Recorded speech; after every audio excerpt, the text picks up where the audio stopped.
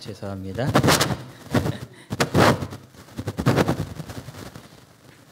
모든 물건들은 그 목적에 만들어진 목적에 맞춰 사용할 때 가장 가치 있고 가장 빛난다라고 이야기를 하죠. 우리 두 학생들에게 하나님께서 좋은 달란트를 주셨다라고 생각합니다. 하나님께서 나에게 맡겨주신 것들, 하나님을 위하여 사용할 때에 그것이 가장 가치 있는 거예요. 나에게 주신 것을 하나님을 위하여 사용한 것은 가장 가치 있는 일이다 생각됩니다. 우리 두 청년의 학생의 삶 속에 하나님의 더 풍성하신 은혜와 또 두 학생의 삶을 통하여 하나님께서 영광 받으시는 그런 축복된 삶을 살게 되기를 바랍니다.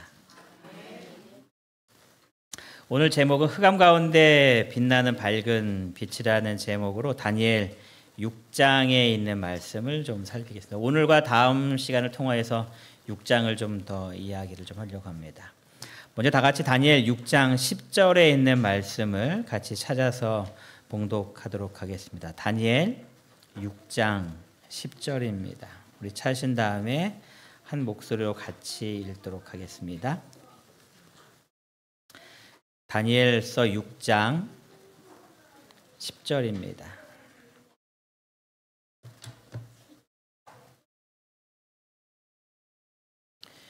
우리 찾으셨으면 같이 읽겠습니다. 다니엘이 시작. 다니엘이 이 조서에 왕의 도장이 찍힌 것을 알고도 자기 집에 돌아가서는 윗방에 올라가 예루살렘으로 향한 창문을 열고 전에 하던 대로 하루 3번씩 무릎을 꿇고 기도하며 그의 하나님께 감사하였더라. 다들 아시는 대로 이 6장은 이제 다니엘이 기도하는 가운데 사자굴에 들어가는 이야기입니다. 어린이 이야기로도 많이 사용되고 또 많은 재미가 있는 이 내용 중에 하나인데요. 이 6장은 5장 이어 나오면서 5장에 바벨론이 멸망했습니다. 그리고 이제 나라가 바뀌어서 메데 바사국이 점령하는 그런 나라로 바뀌는 가운데에 1절에 보시면 다리오 왕이라는 왕이 등장합니다. 이제 나라가 바뀌었고 왕으로 다리오가 그곳에서 이제 모든 것들을 정치를 시작하게 됩니다. 그래서 이 메데와 바사 연합국이 이제 이 전 지역을 점령하는 가운데에 이 지역을 다 한 나라로 통일시켜버리는 그 위대한 국가로 형성이 됩니다. 그리고 이 넓은 이 지역을 어떻게 다스릴까 이 다리오가 고민하는 가운데에 어떠한 방법을 찾았냐면 120명의 방백들을 다 두어서 이 방백들을 다른 말로 성경 번역하기를 지방 장관들이다 이렇게 번역을 해요. 그래서 다 지역으로 보내는 겁니다. 그래서 그들이 그곳에서 그 일들을 잘 지도할 수 있도록. 그런데 이렇게 120명의 사람들을 다 이렇게 펼쳐놓으면 이 사람들을 또 관리할 사람들이 필요해서 이 왕이 어떻게 했냐면 그 위에 3명의 총독을 두기로 결정을 합니다. 그래서 이 3명의 총독이 120지역에 나누어진 이 방백들을 관리하면서 이 나라가 안정적으로 지도가 될 수 있도록 다리오가 이러한 정치적인 개편을 하기 시작합니다. 그리고 다리오 왕이 가만히 있어 보니까 이 3명의 총독 중에서 눈에 띄는 사람이 등장하는 겁니다. 그래서 이 왕이 어떻게 했는가? 다리오에게 그 다니엘에게 3명의 총독 중에서 가장 우두머리 총독을 맡기는 겁니다. 그래서 다니엘이 이제 이 전국을 다 다스릴 수 있게 하는 그 최고의 위치에 왕 다음에 최고의 위치에 이 다니엘을 다 세우는 겁니다. 아시는 대로 이 다니엘은 바벨론 사람도 아니고 메데와 바사 사람도 아닙니다. 어느 사람이에요? 유다 사람입니다. 이 지역에 어떻게 오게 되었는가? 내가 열심히 공부해서 그 나라의 위대한 인물이 돼야지라고 해서 가방을 메고 유학으로 온 사람이 아닙니다. 다니엘은 이곳에 지금 왜 와 있어요? 포로로 왔다가 그가 이런 총리 자리에 이제 올라가기 시작하는 겁니다. 주변 사람들이 어떻게 봤을까요? 120명의 방백들과 또 다른 3명의 총리들이 이 다니엘을 바라보면서 당신 정말 위대하다고 머리 숙이면서 박수 쳐주고 당신을 최고로 모시겠습니다라고 이 모든 사람이 다 인정했을까요? 아니요. 시기하기 시작합니다. 싫어하죠. 그래서 다니엘을 고소할 때 내용 보면은 유다에서 포로로 끌려온 사람 중에 한 사람이라고 하면서 이 다니엘을 고소하는 장면도 또 성경에 등장합니다. 많은 사람들이 이 다니엘을 인정할 수 없는 시기와 질투 가운데에서 이 다니엘을 고소하는 이 장면이 시작됩니다. 근데 왜 이러한 일이 있음에도 불구하고 다리오는 이 다니엘을 전국을 다스리는 최고의 총리로 만들었을까? 성경은 이렇게 이야기합니다. 총리들과 방백들 위에 뛰어남으로 그를 세웠다 이렇게 이야기합니다. 왕이 아무리 살펴봐도 2명의 총독들이 다니엘 한 사람을 감당할 수가 없을 정도로 다니엘은 정말 뛰어난 사람이었다라고 이 왕이 인정하는 겁니다. 이 다니엘에게 모든 것들을 맡기면 전혀 걱정할 것이 없겠다라고 이 왕의 마음속에 안심할 수 있는 그런 사람인 겁니다. 다니엘을 묘사할 때 성경은 다니엘은 충성되었다라고 이야기하고, 이 충성되었다라는 이 표현이 원어가 딱 다니엘서에만 나오는 단어입니다. 이 성경 전체 66권에 이 단어가 전혀 등장하지 않고 다니엘서에만 3번 등장하는데, 이 3번 등장할 때 이 번역을 보면 충성되다라는 이 단어를 어떻게 또 표현하고 있냐면 다니엘은 믿을 만한 사람이다라고 또 번역하고 있습니다. 그러니까 그가 하는 모든 일을 봤을 때에 그는 어떠한 사람이라는 거예요? 믿을 만한 충성스러운 사람이라는 겁니다. 그에게 모든 것들을 다 맡겨놔도 전혀 걱정할 것이 없는 그러한 사람이 바로 다니엘이었다라고 이야기하는 겁니다. 어떻게 이렇게 다니엘은 뛰어난 사람이었을까? 왕이 보기에도 모든 것들을 맡길 만한 능력이 있고 또 인품 이런 모든 면에서 믿을 만한 완벽한 사람이었을까? 성경은 그 이유를 이렇게 이야기합니다. 같이 한번 읽어보겠습니다. 다니엘은 시작.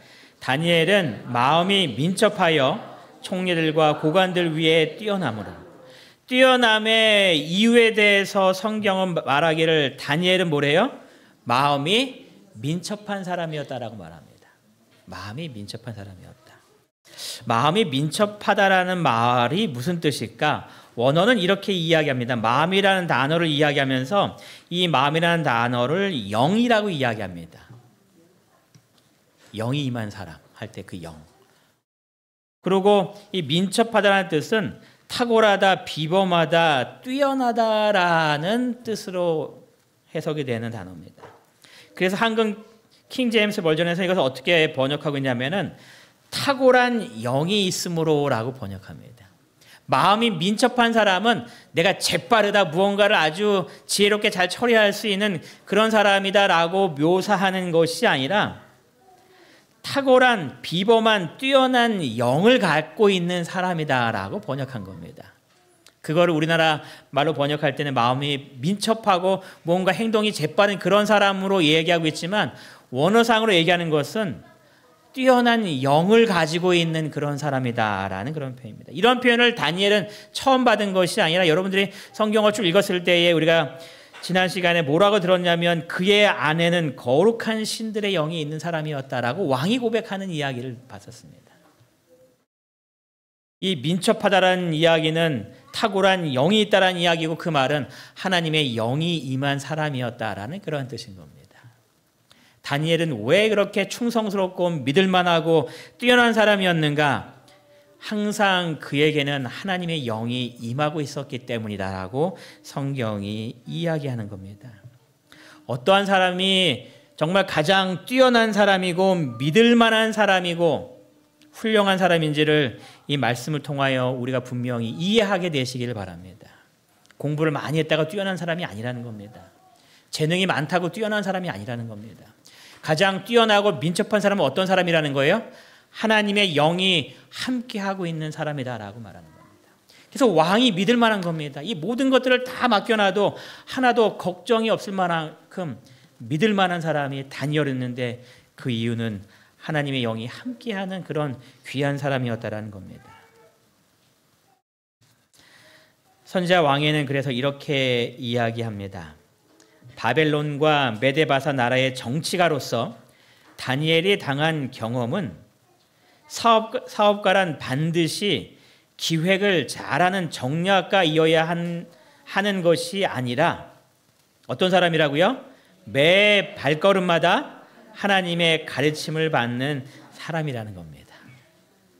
그러니까 일반적인 사람들의 생각은 정말 기획도 잘하고 아이디어도 뛰어나고 모든 것들을 다 할 수 있는 그러한 재능을 가진 사람으로 생각하는데, 우리에게 뛰어난 사람이 누구인가를 이야기하기를 매 발걸음마다 하나님의 가르침을 받는 사람이 어떤 사람이라는 거예요?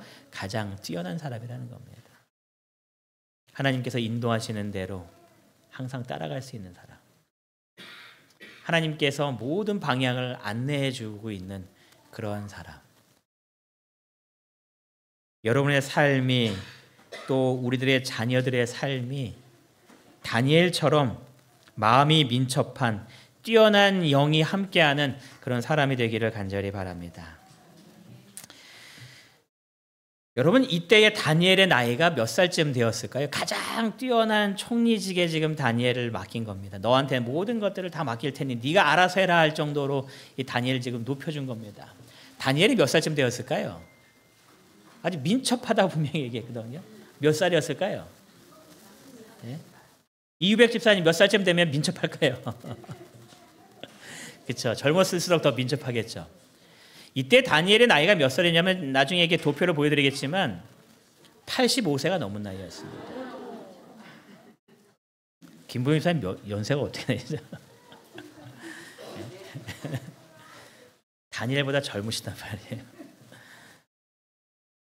85세가 넘은 다니엘을 향하여서 왕이 말하기를 마음이 민첩하고 모든 것들을 맡길 수 있고 모든 것들을 다 잘할 수 있는 사람입니다라고 왕이 지금 이야기하는 겁니다. 여러분, 85세면 지금도 많지만 그 당시에는 더 많은 나이입니다.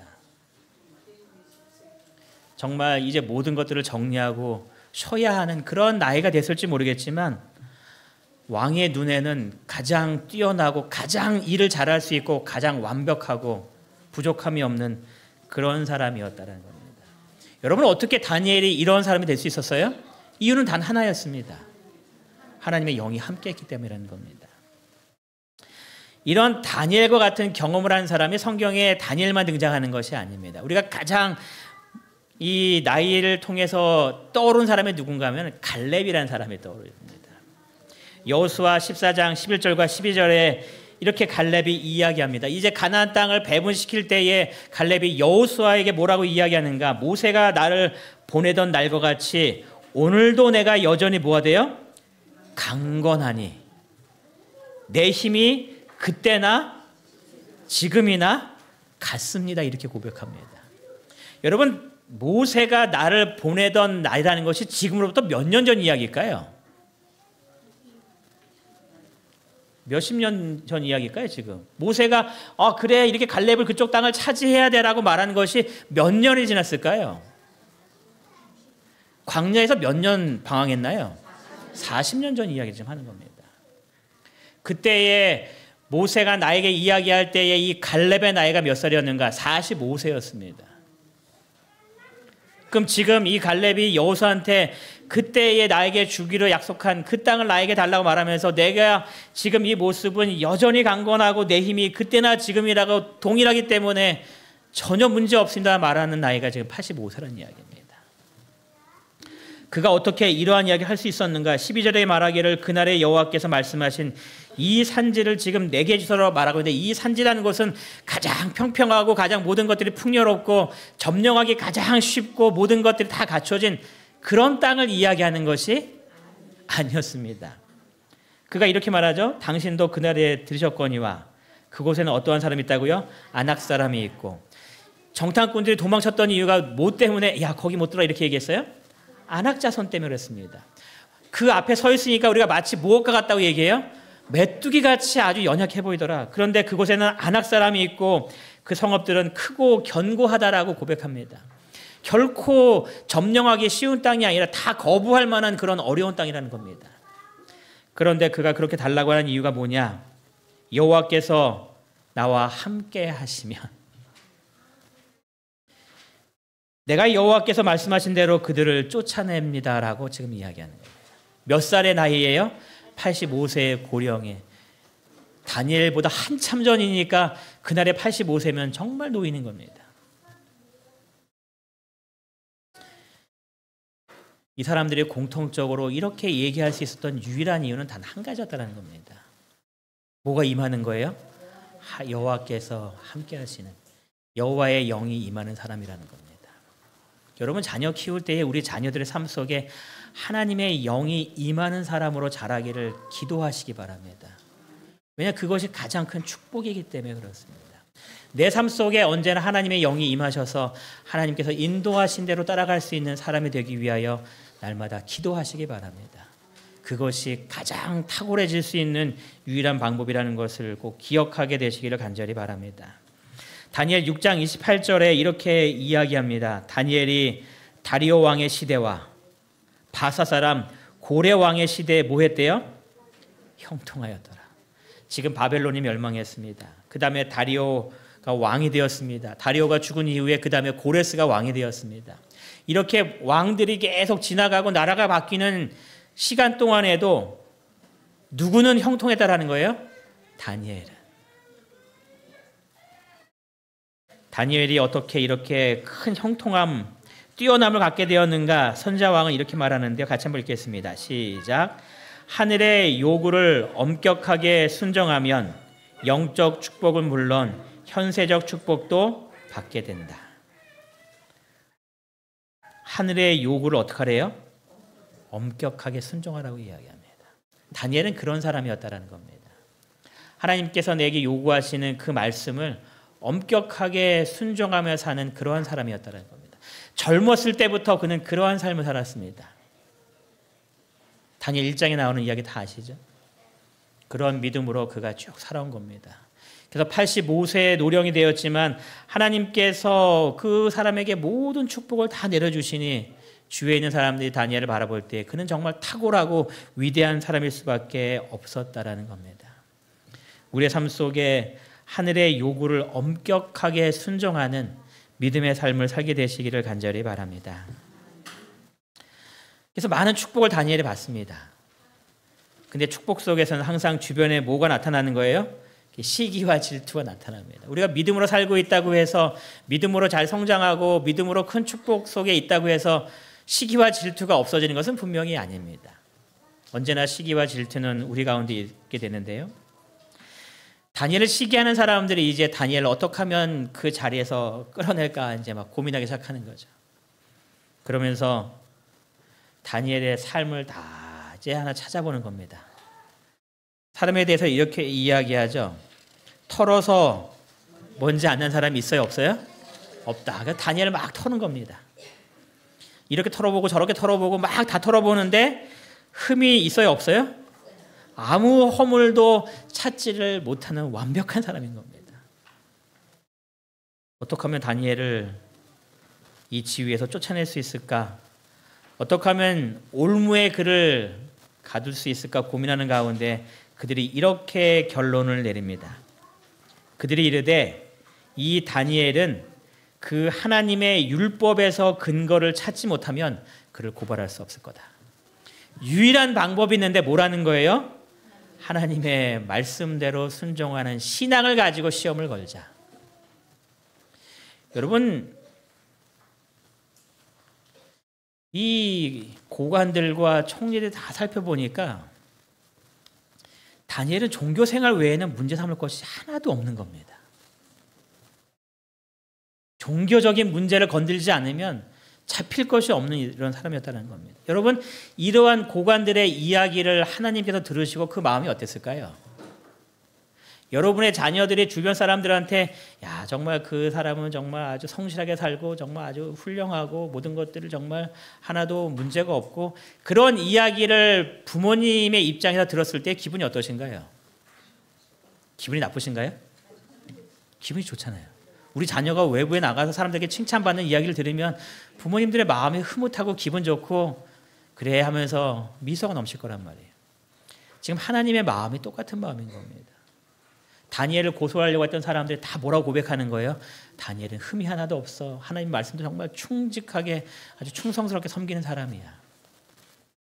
하나님의 마음이 분명히 흐뭇할 겁니다. 여러분, 이렇게 하나님의 마음을 흐뭇하게 하는 사람이 또 있었을까요? 하나님께서 욥기 1장 8절에 보면 사단에게 이렇게 말합니다. 내 종 욥을 주의하여 보았느냐라고 말하면서 사단에게 뭐라고 말하냐면 그와 같이 온전하고 정직하여 하나님을 경외하며 악에서 떠난 자가 세상에 없다 하면서 지금 욥을 막 자랑하고 있는 겁니다. 하나님의 마음이 얼마나 행복했을까요? 욥을 이야기하면서 너 욥 봤냐면서 욥의 모든 일거수일투족을 지금 사단한테 다 얘기하면서 자랑하고 있는 겁니다. 여러분의 삶도 이렇게 되시기를 바랍니다. 하나님의 마음속에 여러분을 보실 때마다 마음에 흐뭇한 그런 정말 모든 것에 충직한 다니엘을 고소하기 위해서 그들이 이렇게 문제를 만들었습니다. 30일 동안 누구에게든지 왕 외에 어떤 신에게나 사람에게 무엇을 구하면 사자굴에 던져 넣읍시다 라고 왕에게 제안을 하고 이 조서를 만들게 됩니다. 여러분, 이러한 조서를 꾸미면서 가장 마음속에 두려워하고 마음 졸였던 사람이 누구였을까요? 이 조서를 만든 고관들이었을까요? 이 조서를 알게 된 다니엘이었을까요? 누가 더 이것을 보면서 두려워하고 마음 졸였을까요? 만든 사람이 왜요? 네, 저도 그렇게 생각해요. 가만히 보면서 다니엘의 삶은 하나님의 말씀에 엄격하게 순종하는 사람이었다는 것을 다 아는 겁니다. 이거 외에는 흠잡을 것이 없는 것을 분명히 아는 겁니다. 이 사람들이 이렇게 만들어 놓고 뭘 걱정하는가? 다니엘이 혹시나 하나님께 기도하지 아니하면 어떡할까? 정말 위대한 거 아닌가요? 이 사람이 정말 말씀대로 순종할 걸 너무나 완벽하게 아는 겁니다. 그래서 이것을 만들면서도 다니엘이 기도해야 되는데 안 하면 어떡하나 하는 그런 마음을 졸이면서 다니엘이 기도하기를 막 바랬겠죠. 제발 좀 말씀 좀 지켜라 하면서.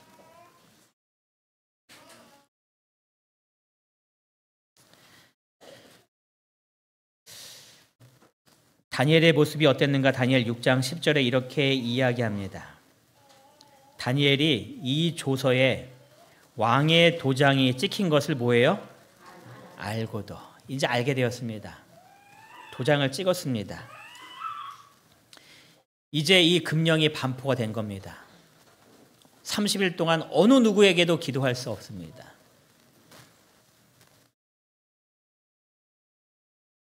기도를 해야 할까요? 아니면 하지 말아야 할까요? 여러분은 어떻습니까? 지금 법령으로 내린 겁니다. 금령입니다. 절대로 하지 말라라는 왕의 명령입니다. 범했을 때는 사자굴에 던져 넣겠다라고 처벌까지 다 이야기했습니다. 여러분이라면 기도를 하겠습니까? 아니면은 하지 않겠습니까? 좀 더 쉬운 질문을 바꿔서 드릴게요. 기도를 해야 할까요? 아니면 잠깐 쉬어야 할까요? 30일입니다. 30일 동안. 여러분 실제 삶 속에서 이러한 일들을 만났을 때에 여러분은 어떻게 반응하고 계십니까? 정말 철저하게 하나님의 말씀에 순종해서 사자굴에 들어가겠다라고 결심하시고 그 일을 행하십니까? 아니면 이때는 피해야 될 때라고 생각하시면서 그 위기를 잠시 피하는 그 모습으로 살고 계십니까? 다니엘은 우리에게 분명히 이야기하는 겁니다. 쉴 때가 아니라는 겁니다. 기도해야 될 때라고 이야기하는 겁니다. 여러분, 우리가 이렇게 말씀대로 이렇게 살지 못하도록 끊임없이 우리를 고발하고 우리를 위협하는 사람들이 있습니다. 다니엘 6장 13절에 보면 다니엘을 고소할 때에 총리들과 방백들이 이렇게 말합니다. 왕과 왕의 도장이 찍힌 금령을 뭐하는 사람들이래요? 존중하지 않은 사람이라고 고발합니다. 내가 하나님의 말씀에 순종할 때에 세상이 나를 고발하는 겁니다. 세상의 법령에 순종하지 아니하는 존중하지 아니하는 위법을 행하고 있는 사람들이 있다라고 고발하는 겁니다. 여러분들이 말씀을 지킬 때에 세상 말하는 겁니다. 세상의 법을 존중하지 아니하는 그런 나쁜 사람들이 있다라고 고발하는 겁니다. 여러분의 삶 속에 그런 고발이 들어올 때에 또 그 법을 지키지 않는 것이 사회의 악인 것처럼 세상에 알려졌을 때에 그럴지라도 말씀에 순종할 수 있는 그러한 믿음의 사람이 되기를 결심하게 되시기를 바랍니다. 마지막 때에 있을 사건이죠.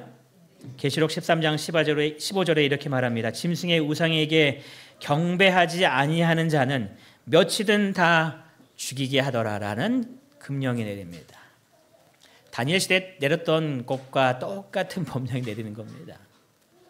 물론 내용은 다르지만 짐승의 우상에게 경배하라는 겁니다.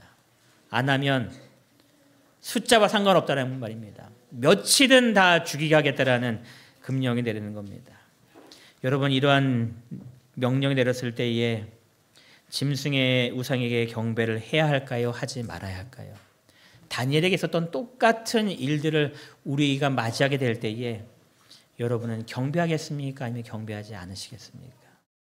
단지 짧은 기간 동안만 하지 말라는 그런 명령이 내렸을 때 그 짧은 기간 동안이라도 하지 아니하셨습니까? 아니면 그 짧은 기간에 양보하시겠습니까? 다니엘의 사자굴에 들어간 사건은 다니엘 혼자만의 경험이 아니라는 것을 우리가 기억해야 합니다. 앞으로 여러분과 제가 경험해야 될 그런 동일한 경험을 다니엘은 지금 우리들에게 이야기하고 보여주고 있는 겁니다. 마지막 사건들에 대해서 이렇게 이야기합니다. 진리를 옹호하는 사람들이 일요일을 안식일로 존중하지 않게 될 때 그들 중 어떤 사람들은 옥에 갇히게 되며 어떤 사람들은 추방을 당하고 어떤 사람들은 노예처럼 취급될 것이다. 여러분이 공공의 적이 되는 겁니다. 여러분들 때문에 수많은 나쁜 애들과 악행들이 벌어졌다라고 고발당하는 겁니다. 우리를 존중하지 않고 있는 그런 범죄자라고 여러분들이 낙인 찍히시는 그런 상황인 겁니다.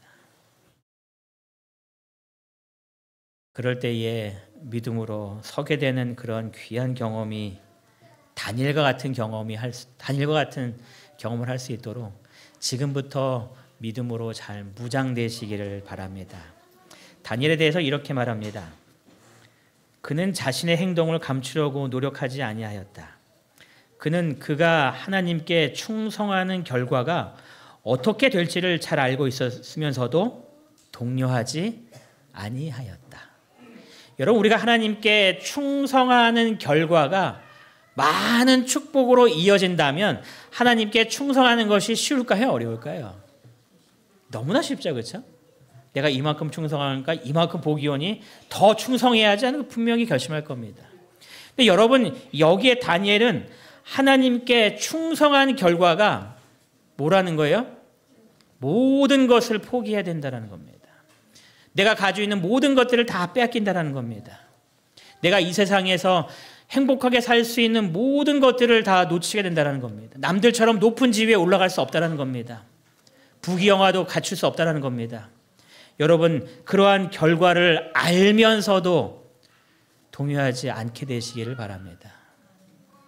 우리가 바라는 것이 이 땅만 바라보고 있다면 100% 다 동요합니다. 왜냐하면 이 땅만 바라보고 있는데 이 땅에서 가질 수 있는 모든 것들을 다 놓친다는데 어떻게 동요를 안 할 수 있겠습니까?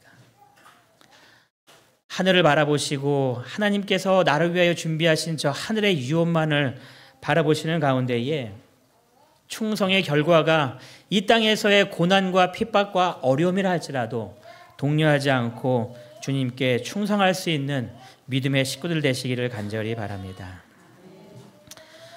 다니엘 6장 10절은 우리들에게 여러 가지 것들을 생각하게 해 주시는데요.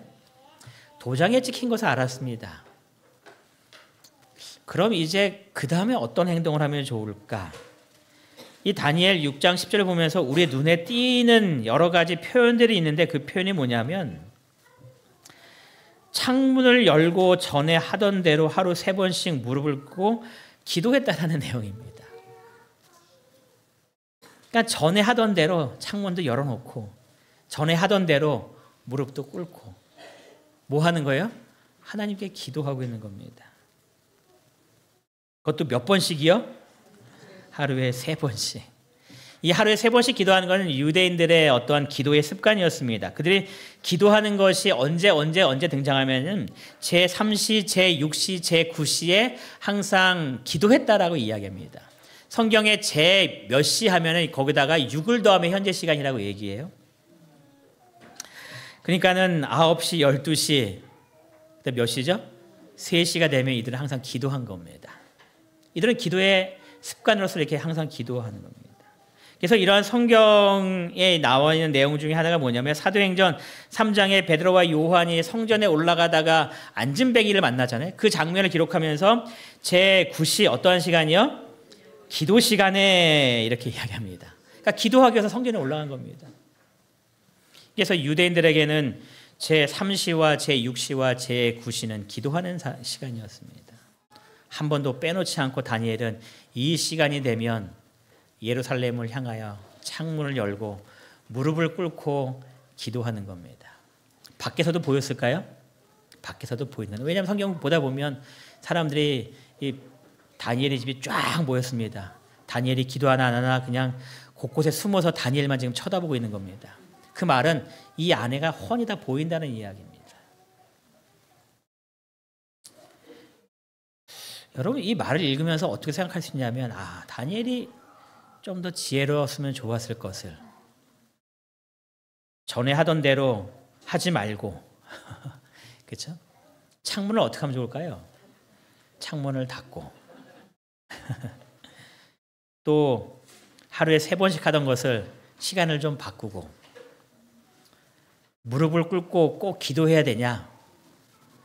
기도 안 하는 것처럼 돌아다니면서 기도하고 뭐 그래도 전혀 문제 없잖아요. 기도 안 하는 것처럼 나는 기도하고 있어 하지만 다른 사람들한테 기도하지 않는 것처럼 보여도 아무런 문제는 없는 것 같잖아요. 다니엘의 삶 속에서는 전혀 문제가 없는 것 같이 보입니다. 다니엘 때때로 어리석게 보일 수가 있죠. 뭐토록 저렇게 고집하면서 사자굴에 끌려가는 그런 인생을 사나. 전에 하던 대로 하지 말고 좀 다르게 변형시키지. 다니엘은 기도를 멈출 수가 없었습니다. 그 이유를 선자왕에는 이렇게 기록합니다.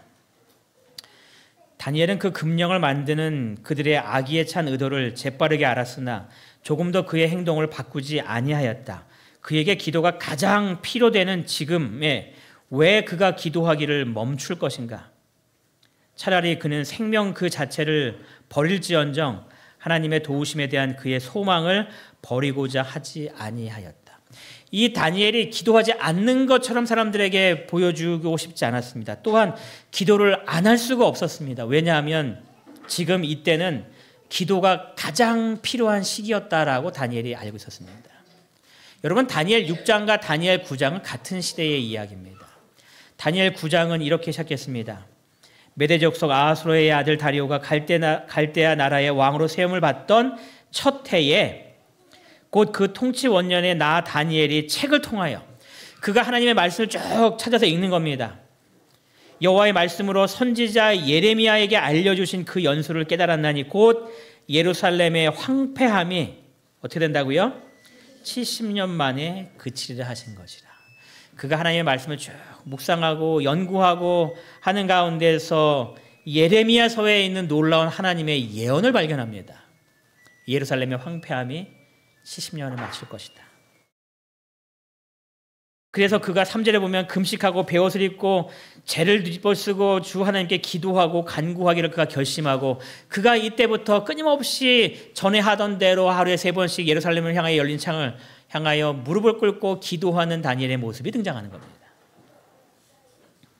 왜냐하면 예루살렘의 황폐함이 70년에 마치겠다라는 예언을 깨달았는데 그가 쭉 연도로 계산해 보는 겁니다. 그가 바벨론에 몇 년에 포로 끌려왔는가? 605년에 그가 끌려옵니다. 그리고 538년이 다리오 원년입니다. 몇 년 남았어요? 몇 년 남았나요? 68년이 된 겁니다. 여러분 BC는 거꾸로 계산해야 돼요. BC는. 이제 돌아갈 날이 얼마 남지 않은 겁니다. 그러니 무엇이 절대적으로 필요한 시간이에요? 기도가 절대적으로 필요한 시간이었다는 겁니다. 기도 안 할 수가 없는 겁니다. 돌아가야 되는데 우리의 모습이 정말 합당한지 이 다니엘의 마음속에 걱정이 되는 겁니다. 나중에 9장을 읽으면서 다니엘이 무엇 때문에 걱정했는지에 대해서 좀 살펴볼 건데요. 다니엘이 기도를 안 할 수가 없는 상황인 겁니다. 여러분 70년 되었다고 해서 무조건 돌아가나요? 아니요. 조건적인 예언입니다. 70년이 되었지만 그들의 삶이 하나님께서 말씀하신 대로의 그런 삶으로 되돌아가 있지 않으면 70년의 예언은 응답되지가 않습니다. 이것은 조건적 예언이기 때문에 그렇습니다. 마치 요나가 가서 뭐라고 했어요? 3일 뒤면은 하나님께서 그 니느웨 성을 멸망시킬 거라 말했는데 그 사람들이 다 회개하니까 하나님께서 어떻게 해요? 그 3일 후에 멸망시키지 않잖아요. 조건적 예언이라고 얘기하는 겁니다. 70년이 다 되었습니다. 이제 돌아가야 됩니다. 그런데 주변 상황을 가만히 살펴보니 돌아갈 만한 준비가 되어 있지 않은 겁니다. 그러니 뭐 할 수밖에 없는 거예요? 기도할 수밖에 없는 겁니다. 왜 간절히 기도할 수밖에 없었는가? 같이 한번 읽겠습니다. 한 사람이나 시작. 한 사람이나 혹 주의 온 백성 이스라엘이 다 각각 자기의 마음의 재앙을 깨닫고 이 성전을 향하여 손을 펴고 무슨 기도나 무슨 간구를 하거든. 여러분 회복되기 위하여 이 솔로몬이 성전을 건축한 다음에 뭐라고 얘기했냐면 이 성전을 향하여 손을 펴고 무슨 기도나 무슨 간구를 하거든. 어떤 재앙을 깨닫고 회개하는 마음으로 이 성전을 향하여 기도하거든. 몇몇 사람이요? 온 이스라엘이 기도하면 좋겠는데 그런 일이 벌어지지 않으면 몇 명이라도요? 한 명이라도. 다니엘이 보는 거죠. 온 이스라엘이 함께 기도하면 좋겠는데 그건 아닌 겁니다. 그러니까 누가 기도하기로 결심하는 거예요? 한 사람인 나라도. 그래서 목숨 걸고 기도한 겁니다. 회복되어야 되는데 기도를 멈출 수가 없는 겁니다. 나 한 사람이라도 기도해야 되기 때문에. 그러면 열왕기상 8장 39절에 이렇게 말했습니다. 우리말 성경의 번역인데요. 주께서는 주가 계신 곳 하늘에서 들으시고 용서해 주십시오. 여기에 대한 확신인 겁니다. 다니엘이 기도하는 겁니다. 나 한 사람이라도 하나님께 회개와 용서의 기도를 회복될 수 있도록 예언이 이루어질 수 있도록 기도해야겠다. 여러분이 이런 한 사람이 되시기를 바랍니다.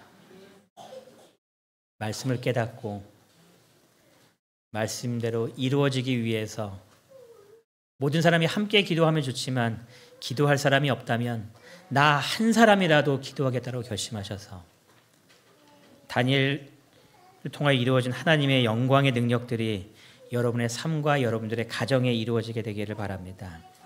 선지자 왕이 그래서 이렇게 이야기해요. 같이 읽겠습니다. 의에 대하여 시작. 의에 대한 다니엘의 굴하지 않는 집착은 그 이교의 궁정의 도덕적 흑암 가운데 빛나는 밝은 빛이었다. 다니엘은 그리스도인의 담대함과 성실함의 값있는 모본으로서 오늘날 세상 앞에 서 있다. 우리의 모본이 되어 있는 겁니다. 우리들한테 너희들도 이렇게 살아라. 흑암 가운데 빛나는 밝은 빛으로 주님 앞에 서게 되시기를 바랍니다. 여러분 예루살렘의 황무함이 황폐함이 70년 만에 그친대요. 그래서 제가 이 구절을 이렇게 고쳤습니다. 지구의 황폐함이 곧 그치리라. 다니엘이 그 당시에 예레미야서를 연구했다면 우리는 지금 말세에 일어날 계시록과 여러 가지 예언서들을 통하여서 이제 어떠한 일이 우리 앞에 일어날지를 하나하나 알고 있는 사람들입니다. 이 지구의 모든 황폐함이 이제 곧 그칠 거라고 계시록은 이야기합니다. 마지막 때가 우리에게 다가왔음을 여러 각도를 통해서 우리에게 이야기합니다. 예수님께서 시대의 징조를 통해서 말씀하셨던 모든 사건들이 우리의 삶 속에 하나하나 다 이루어지고 있는 것들을 우리가 경험하고 있는 시대인 겁니다. 그럼 뭐 해야 될 때라는 거예요? 기도해야 될 때라는 겁니다. 기도가 가장 필요할 때라는 겁니다. 세상이 기도하지 못하게 할 때에 우리는 모든 것들을 다 포기하고 기도해야 할 때라는 겁니다. 세상은 여러분들이 기도하지 못하도록 많은 방법으로 방해합니다. 사단은 여러분들이 기도하지 못하도록 다양한 방법을 통해서 우리의 시간을 빼앗습니다. 두려움을 줄 때도 있고 다른 여러 가지 유흥으로 인하여서 시간을 뺏길 때도 있고 여러분들이 마지막 때에 준비되지 못하도록 하기 위하여 우리를 기도하지 못하도록 방해할 때에 여러분은 다니엘처럼 목숨을 걸고 기도하기로 결심하셔서 내 신앙뿐만 아니라 우리의 가족을 위하여서 또 우리의 이웃들을 위하여서 교회를 위하여서 기도하는 한 사람이 되어서 주님의 길을 예비하시고 주님께서 원하시는 일들을 이 어둠 가운데서 밝은 빛으로 활동하시는 우리 모든 이문동교 성도들 되시길 바라면서 오늘 말씀을 마치겠습니다.